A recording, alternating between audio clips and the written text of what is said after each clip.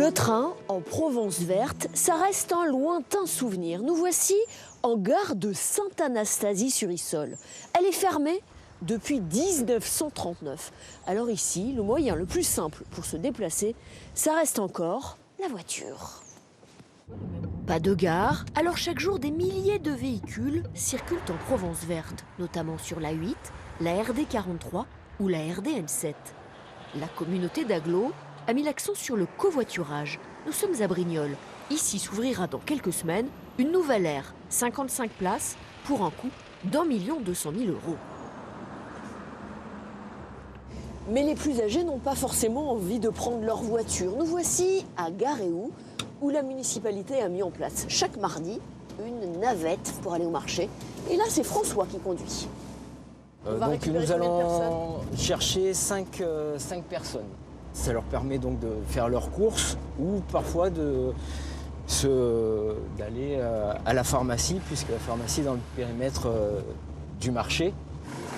Je vous tiens. Après Janine, c'est au tour de Danielle d'embarquer. Elle aussi habite loin du centre. À l'intérieur du bus, l'ambiance devient celle d'une colonie de vacances. Je suis son copain. C'était le premier que j'ai connu en prenant la navette. On a le même âge. 87 mois de mai, moi. 87. Et toi? Et oui, on a produit avant-guerre, nous, 39. Ce véhicule, c'est un moyen de transport, bien sûr, mais c'est surtout du lien social. Je prends chaque fois qu'il y a le minibus, j'en profite. Même si je n'ai rien à faire maintenant, je prends mon minibus et je vois du monde au moins 2 fois par semaine, le mardi et le jeudi.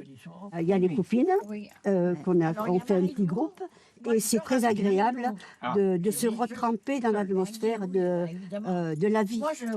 Parce que sinon, c'est très difficile.